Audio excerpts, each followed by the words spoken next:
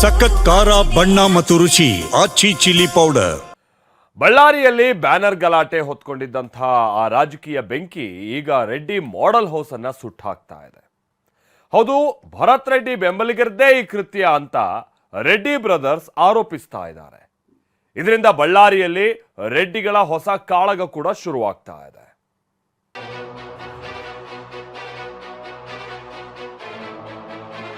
Layout ಅಲ್ಲಿ ಇಂತ model houses ಬರ್ತಾವೆ ಅಂತ ಹೇಳಿ ತೋರಿಸ್ಲಿಕ್ಕೆ ಇದೊಂದು ಮಾತು ಮಾಡಿಸ್ಕೊಟ್ಟಿದ್ವಿ.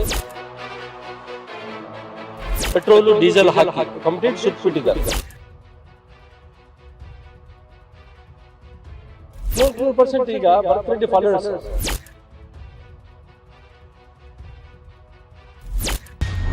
ಬಂದೂಕು ಆಯ್ತು, ಈಗ ಬೆಂಕಿ ರಾಜಕೀಯ.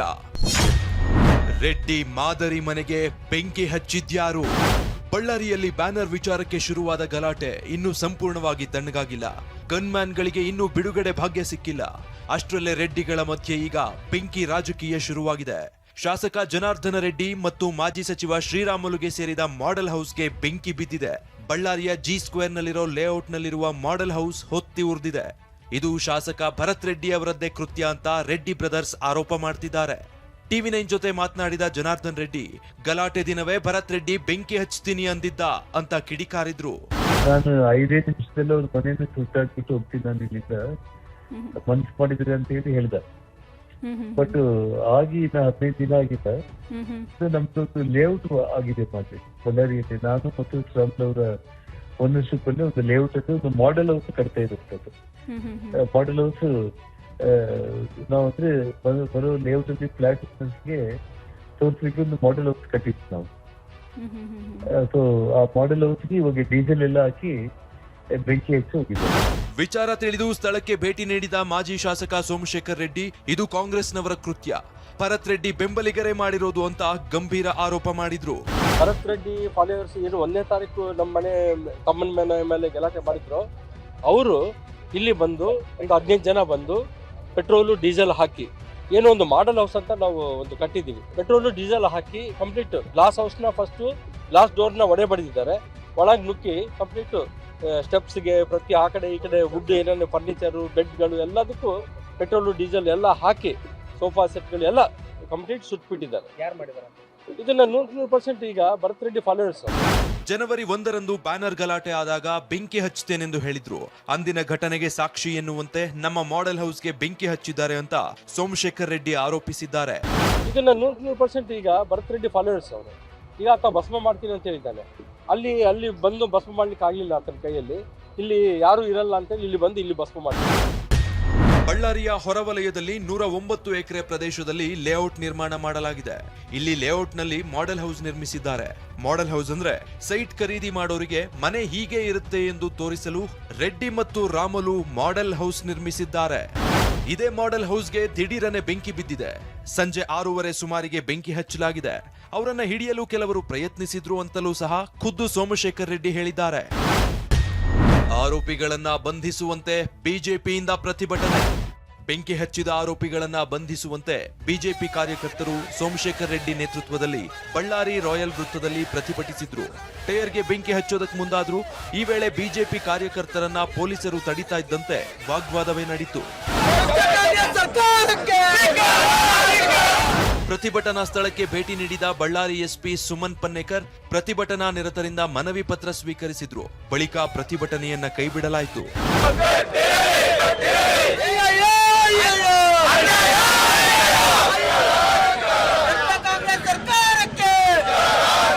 ಇನ್ನು ಬೆಂಕಿಯ ತೀವ್ರತೆಗೆ ಮನೆ ಸಂಪೂರ್ಣ ಸುಟ್ಟು ಕರಕಲಾಗಿದೆ. ಘಟನಾ ಸ್ಥಳಕ್ಕೆ ಎಫ್ಎಸ್ಎಲ್ ಅಧಿಕಾರಿಗಳು ಭೇಟಿ ನೀಡಿ ಪರಿಶೀಲನೆ ನಡೆಸಿದ್ದಾರೆ. ಬೆಂಕಿಗೆ ಅಸಲಿ ಕಾರಣ ಏನು ಅಂತ ವೈಜ್ಞಾನಿಕ ತನಿಖೆ ಮಾಡ್ತಿದ್ದಾರೆ. ವಿನಾಯಕ್, ಟಿವಿ9 ಬಳ್ಳಾರಿ. ಹೀಗೆ ಶ್ರೀರಾಮುಲು ಹಾಗೆ ಜನಾರ್ದನ್ ರೆಡ್ಡಿಗೆ ಸೇರಿದಂತ ಈ ಮಾಡೆಲ್ ಹೌಸ್ಗೆ ಬೆಂಕಿ ಹಚ್ಚಿರುವಂತಹ ಆರೋಪಕ್ಕೆ ಸಂಬಂಧಪಟ್ಟ ಹಾಗೆ ಇವತ್ತು ದೂರು ಕೊಡ್ತಾರೆ ಶಾಸಕ ಜನಾರ್ದನ್ ರೆಡ್ಡಿ ಅಂತೇಳಿ ತಿಳಿದು ಬರ್ತಾ ಇದೆ. ಪ್ರಕರಣದ ತನಿಖೆಯನ್ನ ಸದ್ಯ ಪೊಲೀಸರುಗಳು ಕೂಡ ಚುರುಕುಗೊಳಿಸ್ತಾ ಇದ್ದಾರೆ. ಕೆಲ ಹೊತ್ತಿನಲ್ಲಿ ಸ್ಥಳಕ್ಕೆ ಎಫ್ಎಸ್ಎಲ್ ಟೀಮ್ ಹೋಗುತ್ತೆ. ಪೊಲೀಸರು ಭೇಟಿ ಕೊಡ್ತಾರೆ. ಮತ್ತಷ್ಟು ಮಾಹಿತಿಯನ್ನ ಕಲೆ ಹಾಕ್ತಾರೆ ಅಧಿಕಾರಿಗಳ ತಂಡ. ಮಾಡೆಲ್ ಹೌಸ್ ಬಳಿ ಹೆಚ್ಚುವರಿ ಪೊಲೀಸರನ್ನ ನಿಯೋಜನೆ ಮಾಡಲಾಗಿದೆ ಕೂಡ. ಆಮೇಲೆ ಹೇಳಿ ಕೇಳಿ ಈಗ ರಾಜ್ಯದಲ್ಲಿ ವಿಶೇಷ ಅಧಿವೇಶನ ನಡೀತಾ ಇರುವಂತ ಕಾರಣಕ್ಕಾಗಿ ಬಹುಶಃ ಜನಾರ್ದನ್ ರೆಡ್ಡಿ ಅವರು ಬೆಂಗಳೂರಿನಲ್ಲಿದ್ರು. ಈಗ ಆಲ್ರೆಡಿ ಅವರು ಬಳ್ಳಾರಿಗೆ ತೆರಳಿದ್ದಾರೆ. ಇದ್ರ ಬಗ್ಗೆ ಬಹಳ ಗೊಂದಲ ಇದೆ ಬೆಂಕಿ ಹಚ್ಚಿರುವ ವಿಚಾರವಾಗಿ. ಜನಾರ್ದನ್ ರೆಡ್ಡಿ ಅವರ ಆಪ್ತರು ಹೇಳ್ತಾ ಇರೋ ಪ್ರಕಾರವಾಗಿ ಇಲ್ಲ, ಇದು ಭರತ್ ರೆಡ್ಡಿ ಕಡೆಯವ್ರದೇ, ಜೊತೆಗೆ ಅದು ಯಾರು ಅನ್ನುವಂಥದ್ದನ್ನು ಕೂಡ ನಾವು ಐಡೆಂಟಿಫೈ ಮಾಡ್ತೀವಿ ಅನ್ನುವಷ್ಟರ ಮಟ್ಟಿಗೆ ಅವರು ಈಗ ಆರೋಪವನ್ನ ಮಾಡ್ತಾ ಇದ್ದಾರೆ. ವಿನಾಯಕ್ ನಮ್ಮ ಪ್ರತಿನಿಧಿ ಇದಕ್ಕೆ ಸಂಬಂಧಪಟ್ಟಂಗೆ ಮತ್ತಷ್ಟು ಡೀಟೇಲ್ಸ್ ಅನ್ನ ಕೊಡ್ತಾರೆ. ನಮ್ಮ ಜೊತೆಗೆ ನೇರ ಸಂಪರ್ಕದಲ್ಲಿ ಜಾಯಿನ್ ಆಗ್ತಾ ಇದ್ರೆ. ವಿನಾಯಕ್, ಬ್ಯಾನರ್ ಗಲಾಟೆ ಆಯ್ತು, ಈಗ ಬೆಂಕಿ ಗಲಾಟೆ ಶುರುವಾಗೋ ಮುನ್ಸೂಚನೆ ಕಂಡು ಬರ್ತಾ ಇದೆ. ಇವತ್ತು ಕಂಪ್ಲೇಂಟ್ ಕೊಟ್ಟು ಇದನ್ನ ಯಾವ ರೀತಿಯಾಗಿ ಒಂದು ಹೋರಾಟ ನಡೆಸುವಂತ ನಿಟ್ಟಿನಲ್ಲಿ ಬಿಜೆಪಿಯ ಉದ್ದೇಶ. ಹಾಗೆ ಈ ಸಿ ಕ್ಯಾಮ್ರಾ ಅಲ್ಲಿ ಏನಾದ್ರು ಹತ್ರದಲ್ಲಿರೋದು, ಯಾರು ಬೆಂಕಿ ಹಾಕಿರೋದು ಅಂತೇಳಿ ಈ ಮಾಡೆಲ್ ಹೌಸ್ ಬಳಿ ಇರಲಿಲ್ಲ. ಹೌದು, ಅಲ್ಲೇನಾದ್ರು ಅಕ್ಕಪಕ್ಕ ಫೈಂಡ್ ಔಟ್ ಮಾಡೋದು, ಇದೇನಾದ್ರು ಅವಕಾಶ ಇದೆಯಾ? ಏನ್ ಕತೆ ವಿನಾಯಕ್?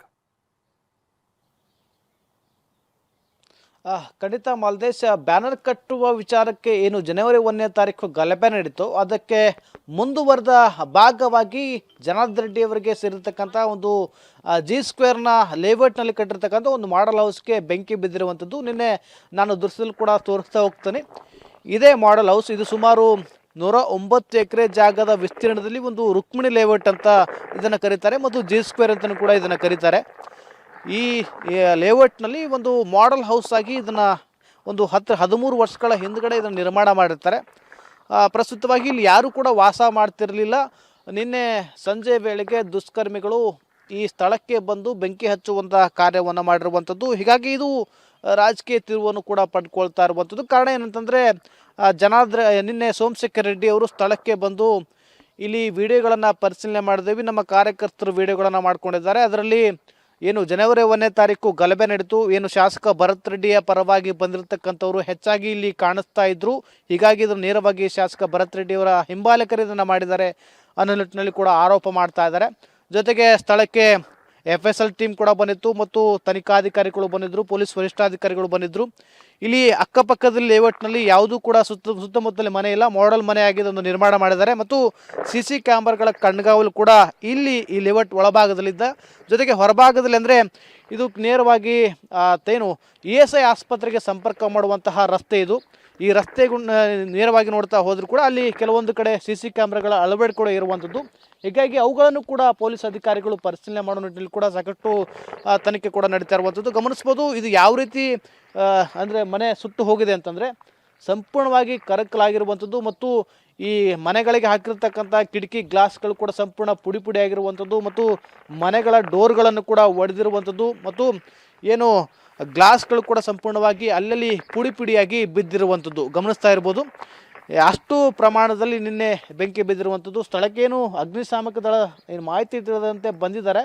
ಆ ಪ್ರಕಾರವಾಗಿ ಮನೆಯಲ್ಲಿರ್ತಕ್ಕಂತಹ ಕೆಲವೊಂದಿಷ್ಟು ಐಟಮ್ಗಳನ್ನು ಉಳಿಸುವಂಥ ಪ್ರಯತ್ನ ಆದರೂ ಕೂಡ ಒಳಗಡೆ ಇರತಕ್ಕಂಥ ಫರ್ನಿಚರ್ಗಳು ಕೂಡ ಸಂಪೂರ್ಣವಾಗಿ ಸುಟ್ಟು ಹೋಗಿರುವಂಥದ್ದು. ಹೀಗಾಗಿ ಎಲ್ಲ ಒಂದು ಕಡೆ ಇದನ್ನು ಬೇಕಂತಲೇ ಮಾಡಿದ್ರೆ ಅಥವಾ ಬೇರೆ ಉದ್ದೇಶವನ್ನು ಇಟ್ಕೊಂಡು ದುಷ್ಕರ್ಮಿಗಳು ಬೇರೆ ರೀತಿಯಾಗಿ ಇದನ್ನ ಆಯ್ತಾ ಅನ್ನೋದು ಕೂಡ ಸಾಕಷ್ಟು ಚರ್ಚೆ ಆಗ್ತಾ ಇರುವಂಥದ್ದು. ಕಾರಣ ಅಂತಂದರೆ ಇಲ್ಲಿ ನಿರ್ಜನ ಪ್ರದೇಶ, ಯಾರೂ ಇರೋದಿಲ್ಲ, ವಿಸ್ತೀರ್ಣವಾಗಿರ್ತಕ್ಕಂಥ ಪ್ರದೇಶ ಆಗಿರೋದಾಗಿ ಸಂಜೆ ವೇಳೆಗೆ ಸಾಕಷ್ಟು ಜನರು ಇಲ್ಲಿ ವಾಕಿಂಗ್ ಮಾಡ್ತಾ ಇರ್ತಾರೆ ಮತ್ತು ಪಾರ್ಟಿ ಮಾಡುವಂಥ ಕೂಡ ಸಾಕಷ್ಟು ಸನ್ನಿವೇಶಗಳು ಇಲ್ಲಿ ಕಂಡು ಬಂದಿರೋ ನಿಟ್ಟಿನಲ್ಲಿ ಕೂಡ ಇರತಕ್ಕಂತಹ ಸ್ಥಳೀಯ ಬೀಟ್ ಪೊಲೀಸರು ಕೂಡ ಹೇಳ್ತಾ ಇರುವಂಥದ್ದು. ಹೀಗಾಗಿ ಆ ನಿಟ್ಟಿನಲ್ಲಿ ಕೂಡ ತನಿಖೆ ನಡೀತಾ ಇರುವಂಥದ್ದು.